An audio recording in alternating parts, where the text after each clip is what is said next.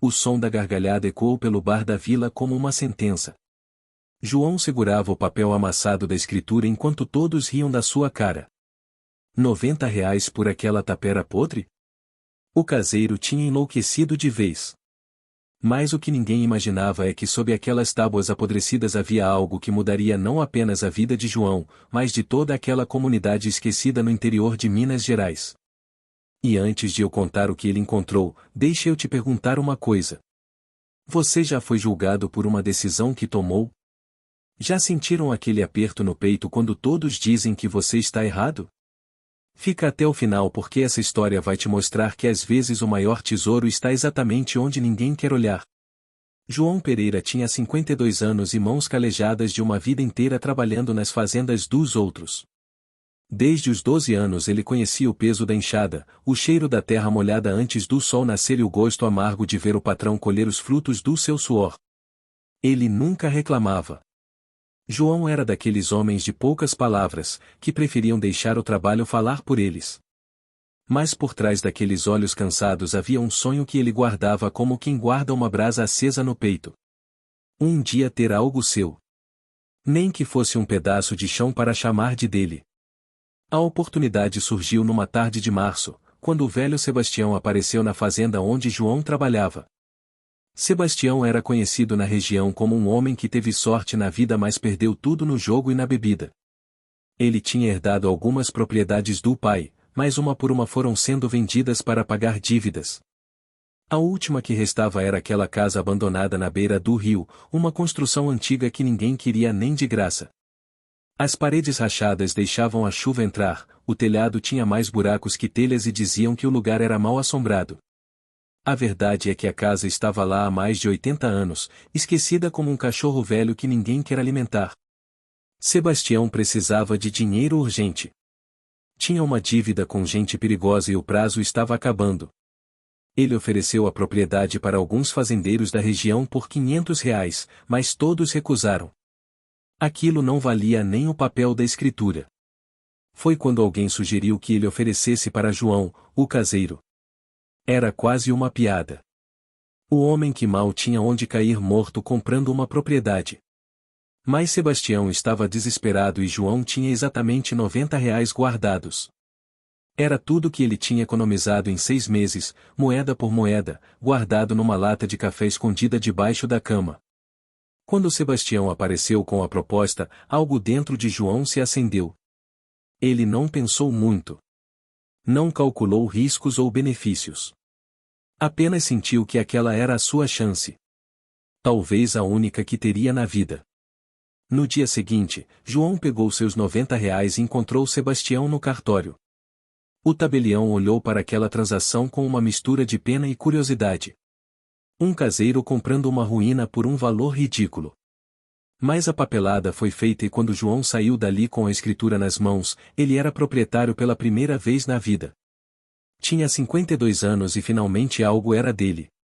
A notícia se espalhou pela vila mais rápido que fogo em capim seco.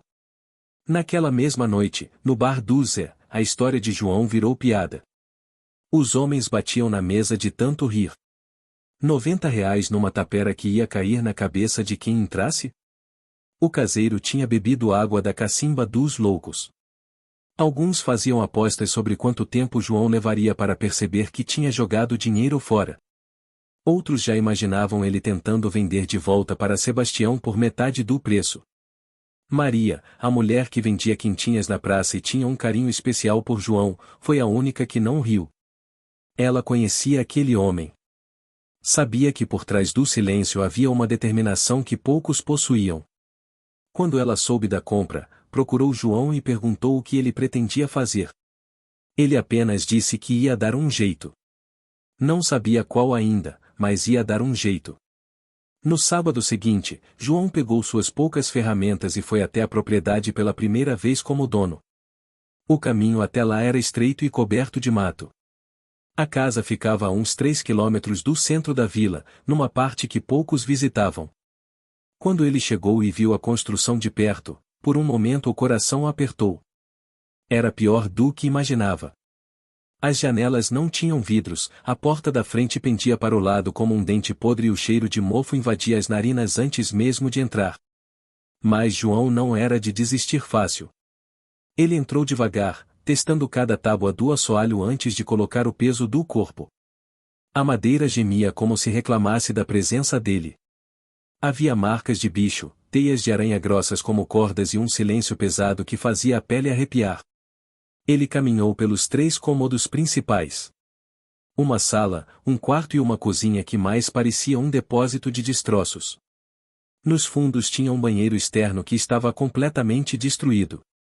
E você já teve aquele momento em que olha para algo e pensa que talvez tenha cometido o maior erro da sua vida?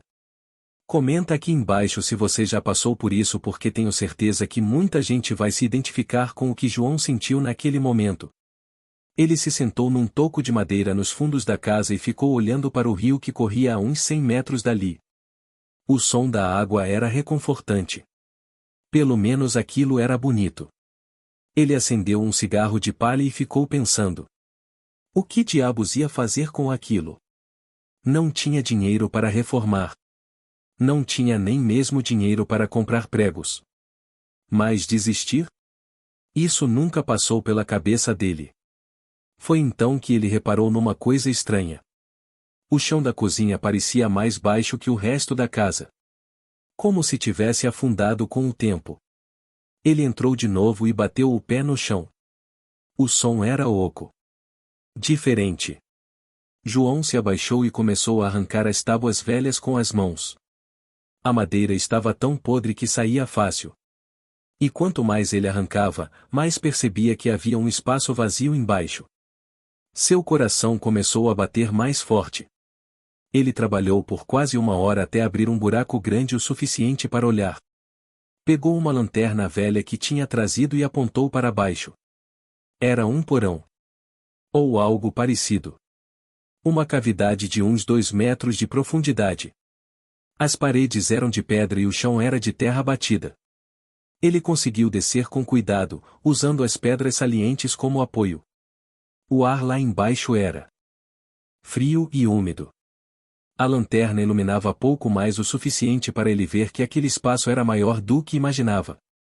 Estendia-se por baixo de toda a casa. E havia coisas ali. Caixotes velhos empilhados num canto. Ferramentas antigas cobertas de ferrugem. E algo que brilhou quando a luz da lanterna bateu. João se aproximou devagar. Era um baú de madeira com detalhes de metal. Estava trancado com um cadeado enferrujado. Ele tentou forçar, mas não cedeu. Subiu de novo, pegou uma das ferramentas que tinha trazido e voltou. Depois de alguns golpes, o cadeado se partiu. Ele abriu o baú com as mãos tremendo. Dentro havia papéis. Muitos papéis amarelados pelo tempo. Documentos antigos, mapas desenhados à mão, cartas. Ele começou a ler à luz fraca da lanterna. Eram documentos da época do ciclo do ouro em Minas Gerais. Registros de uma antiga rota de contrabando que passava exatamente por aquela região. A casa tinha sido um ponto de parada. Um esconderijo. As cartas falavam de um grupo de contrabandistas que desviava ouro da coroa portuguesa e o escondia em pontos estratégicos para buscar depois. Mas o que realmente fez João perder o fôlego foi um mapa específico. Ele mostrava com detalhes a propriedade e marcava 3 pontos com um X. Um deles era exatamente onde ele estava. No porão. Os outros 2 estavam marcados no terreno ao redor da casa. E havia uma anotação em letra cursiva antiga que dizia apenas: "Daqui descansa o que não puderam levar. Que Deus perdoe nossos pecados." João saiu daquele porão quando o sol já estava se pondo. Ele não contou para ninguém o que tinha encontrado. Voltou para a casa onde morava, jantou em silêncio e passou a noite sem dormir, olhando para o teto escuro e pensando: será que aquilo era real? Será que ainda havia algo enterrado ali? Ou era apenas o delírio de homens mortos há mais de 2 séculos? Na segunda-feira ele acordou antes do sol nascer e foi trabalhar na fazenda como sempre. Mas sua cabeça estava longe dali. Quando terminou o expediente, em vez de ir para casa, voltou para a propriedade. Dessa vez levou uma pá. Ele tinha marcado mentalmente onde ficavam os outros 2x do mapa. O primeiro ficava próximo a uma árvore grande nos fundos. O segundo perto do rio. Ele começou a cavar perto da árvore.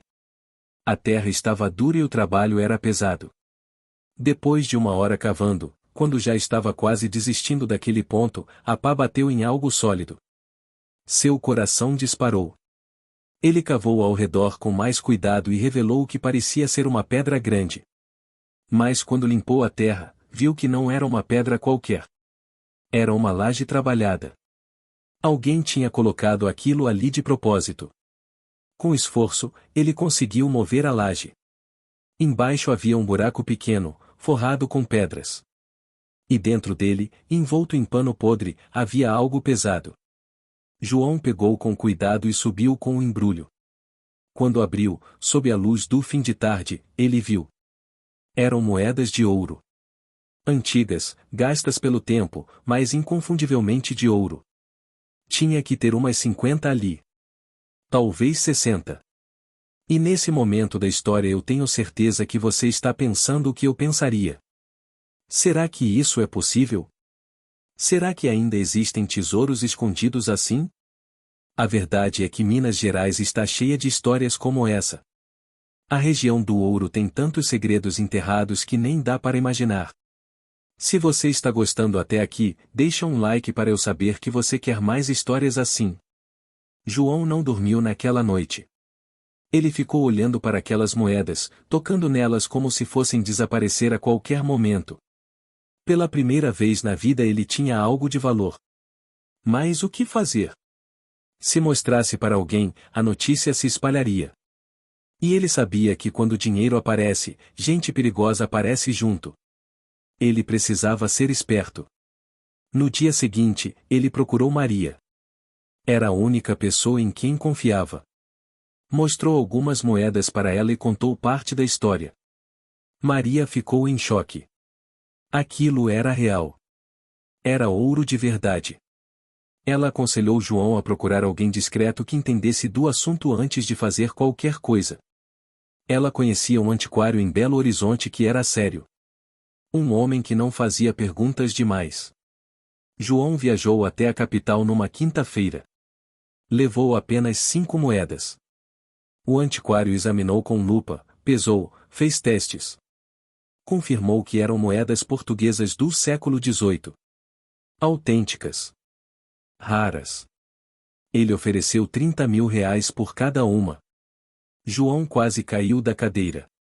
Ele tinha mais de 50 daquelas moedas. E ainda tinha outro ponto marcado no mapa para explorar. Mas João não era burro. Ele sabia que vender tudo de uma vez levantaria suspeitas. Vendeu apenas 3 moedas. 90 mil reais. Mais dinheiro do que ele tinha visto na vida inteira. Voltou para a vila com o coração quase saindo pela boca e aquela quantia escondida numa bolsa velha. A primeira coisa que ele fez foi procurar um advogado em uma cidade vizinha. Precisava entender se aquilo que tinha encontrado era legalmente dele. O advogado explicou que sim, objetos encontrados em propriedade particular pertencem ao proprietário, mas objetos de valor histórico deveriam ser declarados ao patrimônio. Havia uma zona cinzenta ali. João decidiu ir com calma. Não ia declarar tudo de uma vez. Ia fazer as coisas direito mais no seu tempo. Com o dinheiro das 3 moedas, ele começou a reformar a casa. Contratou um pedreiro de outra cidade para não levantar muita curiosidade. Comprou material. E quando as pessoas da vila viram caminhão de material chegando naquela propriedade, as línguas começaram a se soltar de novo. De onde o caseiro tinha tirado dinheiro? Tinha assaltado alguém? Tinha se metido com tráfico. As mesmas pessoas que riram dele agora sussurravam pelas costas. João ouvia tudo e não dizia nada. Apenas continuava seu trabalho. Durante a reforma, ele teve cuidado de não deixar ninguém explorar o porão nem chegar perto do segundo ponto marcado no mapa. Trabalhava sozinho sempre que possível nessas áreas. 3 meses depois, a casa estava irreconhecível. O que era uma tapera virou uma construção sólida e bonita.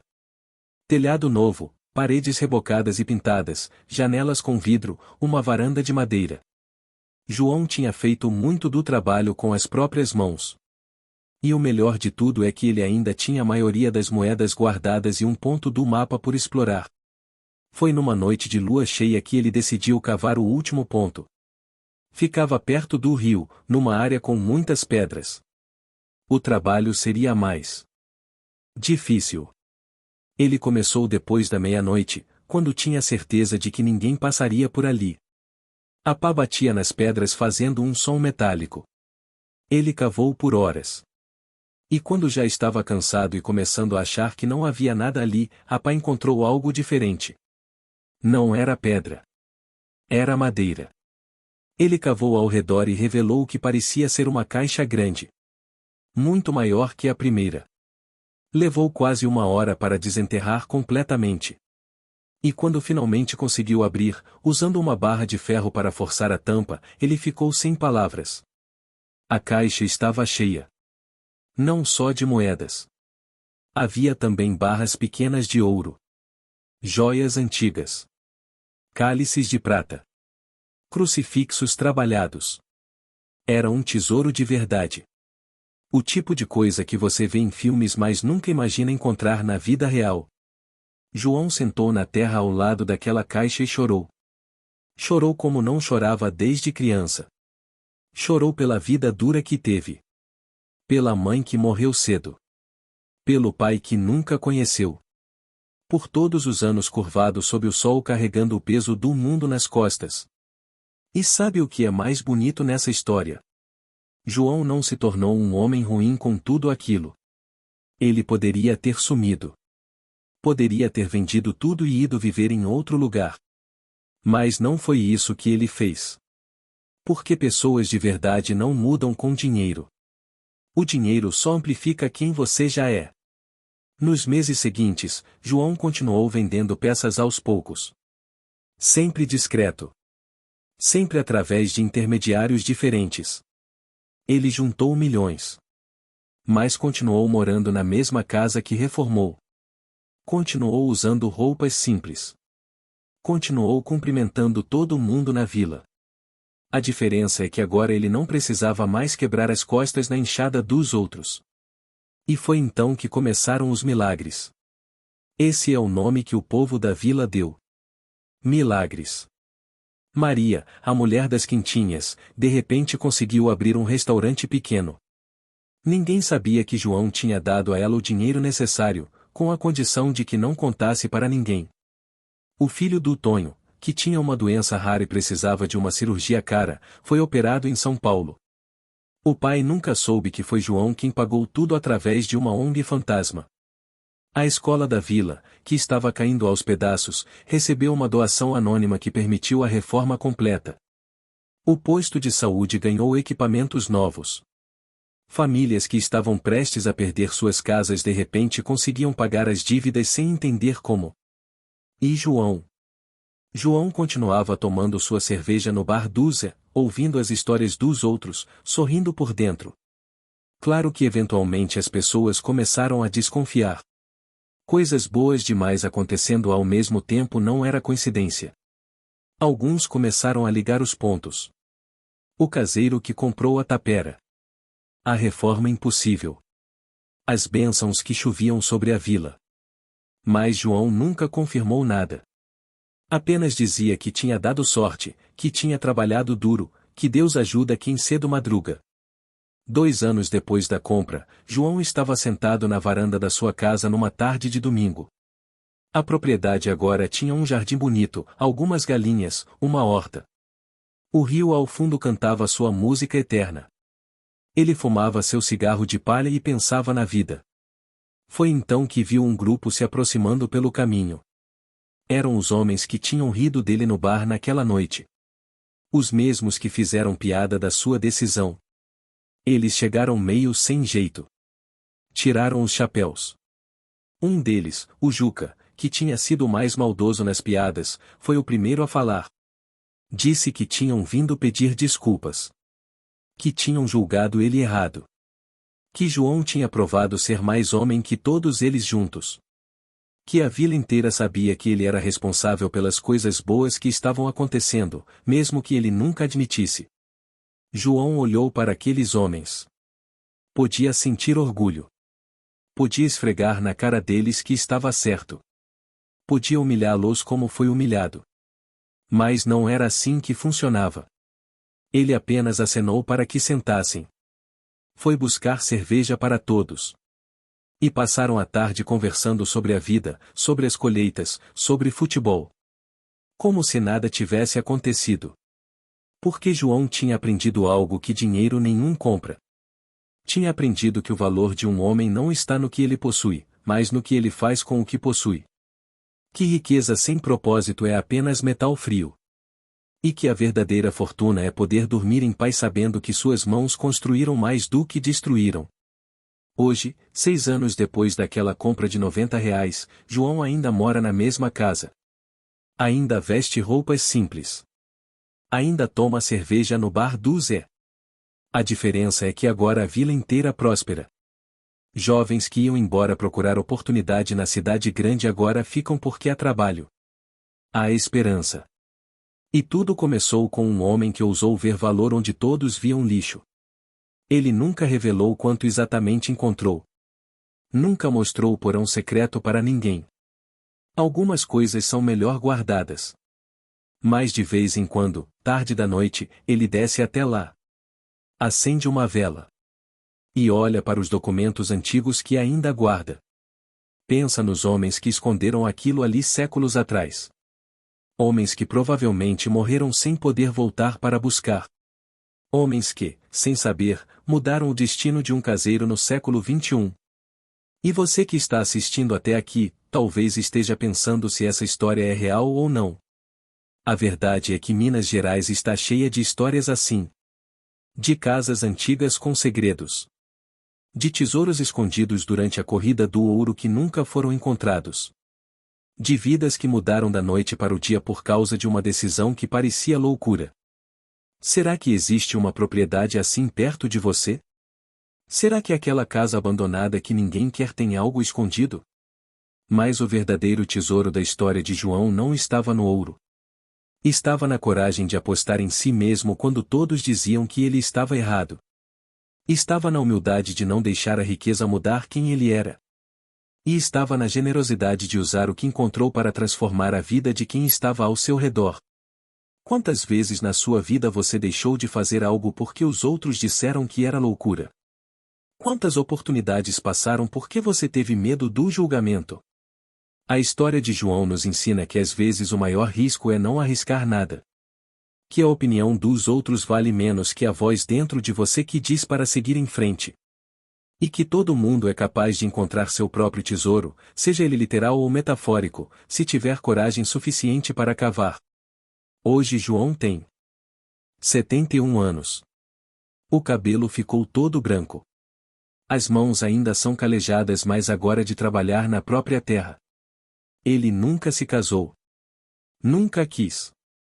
Mas a vila inteira é sua família. As crianças o chamam de tio João. Os jovens pedem conselho. Os velhos jogam dominó com ele na praça. E quando alguém novo chega na vila e pergunta quem é aquele senhor simples que mora na casa bonita perto do rio, sempre tem alguém que conta a história. A história do caseiro que comprou uma tapera por R$ 90 e encontrou mais do que ouro. Encontrou propósito. A última vez que alguém perguntou para João se era verdade que ele tinha encontrado um tesouro, ele deu aquele sorriso de canto de boca que se tornou sua marca. Olhou para a pessoa e disse: "O tesouro mesmo é acordar todo dia sabendo que você é dono do seu nariz. Que não deve nada para ninguém. Que pode olhar no espelho e gostar do que vê. O resto é detalhe." E saiu andando devagar, as mãos nos bolsos da calça velha, assobiando uma música que ninguém conhecia. Mas eu vou te contar um segredo que poucos sabem. Há alguns meses, João chamou Maria em particular. Ela que foi a única que acreditou nele desde o início. Ele entregou para ela um envelope grosso. Dentro tinha documentos, um mapa, as fotos do porão, e a escritura da propriedade. Tudo em nome dela. Ele disse que estava velho, que não tinha herdeiros, e que quando ele se fosse queria que a propriedade ficasse com alguém que soubesse dar continuidade ao que ele começou. Alguém que entendesse que riqueza é responsabilidade. Maria chorou. Tentou recusar. Mas João foi firme. Era assim que tinha que ser. E tem mais uma coisa. Dentro daquele envelope tinha também uma carta. Nela, João escreveu toda a verdade. Onde exatamente ficava cada esconderijo. Quanto ele tinha encontrado. Quanto tinha vendido. Quanto ainda estava guardado. E no final da carta, ele escreveu algo que resume tudo. Vou ler para vocês como se fosse ele falando: Maria, quando você ler isso eu já não estarei mais aqui. Quero que saiba que esses anos foram os melhores da minha vida. Não por causa do ouro, mas porque finalmente pude ser útil, pude fazer diferença. Use o que resta como achar melhor. Mas se me permite um conselho de velho, não deixe o metal brilhante cegar você para o que realmente importa. O que importa são as pessoas. É a risada das crianças na praça. É o cheiro de pão saindo do forno da Dona Rosa. É o canto dos pássaros de manhã cedo. É saber que você fez o seu melhor. O ouro vai acabar um dia. Mas o que você faz com ele pode durar para sempre. Obrigado por ter acreditado em mim quando eu era apenas um caseiro maluco comprando uma tapera. Você viu o que ninguém mais viu. E isso vale mais que todo o ouro do mundo. A carta nunca foi revelada publicamente. Maria guarda até hoje como se fosse uma relíquia sagrada. João ainda está vivo, graças a Deus, e continua fazendo suas caminhadas diárias, cuidando da horta, conversando com todo mundo. Mas ele já fez sua parte. Já escreveu seu capítulo na história daquela vila. E que capítulo! Se você chegou até aqui, parabéns! Essa história é longa, mas necessária. Porque histórias de verdade não cabem em 30 segundos. Elas precisam de tempo. Precisam de detalhes. Precisam de alma. E a história de João tem alma de sobra. Ela nos ensina que coragem não é não ter medo, é ter medo e fazer mesmo assim. Que humildade é a maior riqueza. E que às vezes as melhores decisões da nossa vida parecem as piores aos olhos dos outros. Então, da próxima vez que você tiver uma ideia que parece louca, uma vontade que ninguém entende, um sonho que todos dizem ser impossível, lembre-se do caseiro que comprou uma tapera por R$ 90. Lembre-se que ele não comprou uma casa. Ele comprou uma possibilidade. E transformou essa possibilidade em realidade porque teve coragem de cavar fundo. Literalmente. E quem sabe você não tem uma tapera esperando por você. Não estou falando de casa abandonada com ouro enterrado, óbvio. Estou falando daquele projeto que você deixou de lado. Daquele talento que você esconde. Daquele sonho que você engavetou porque alguém disse que era besteira. Talvez seja a hora de tirar a poeira. De pegar a pá. E começar a cavar. Porque você nunca sabe o que pode encontrar até ter coragem de procurar. A história de João não é sobre sorte. É sobre decisão. É sobre trabalhar duro mesmo quando ninguém acredita. É sobre manter o caráter quando o dinheiro aparece. E é sobre entender que o verdadeiro legado não é o que você acumula, mas o que você deixa para trás. João deixará uma vila transformada. Deixará histórias que serão contadas por gerações. Deixará a prova viva de que um homem simples com um coração grande pode mudar o mundo ao seu redor. E você? O que vai deixar? Que história estão contando sobre você? Que diferença você está fazendo? Não precisa encontrar ouro. Não precisa ficar rico. Precisa apenas ter coragem de ser autêntico. De fazer o que é certo. De ajudar quando pode. De não deixar a opinião alheia definir seus limites. Porque no fim das contas, quando a gente olha para trás, o que importa não é o que os outros disseram sobre nós. É o que fizemos apesar do que disseram. João entendeu isso. E por isso ele dorme tranquilo toda noite. Sem arrependimentos. Sem mágoas. Apenas com a paz de quem fez o melhor que podia com o que tinha. E encontrou, no caminho, muito mais do que estava procurando. Porque ele não estava procurando ouro. Estava procurando dignidade. E quando você procura dignidade com sinceridade, o universo conspira para te dar muito mais do que imaginava. Essa é a história do caseiro que todos riram. Do homem que pagou R$ 90 numa tapera podre. Do visionário que viu possibilidade onde havia apenas destruição. Do herói silencioso que transformou uma vila inteira sem fazer alarde. Do ser humano que provou que caráter vale mais que dinheiro. E do exemplo vivo de que nunca é tarde para começar de novo. Para apostar em si mesmo. Para cavar fundo. E para encontrar o tesouro que estava ali o tempo todo, esperando por alguém corajoso o suficiente para procurar. Que a história de João inspire você hoje e sempre. Que ela te lembre que você é capaz de muito mais do que imagina.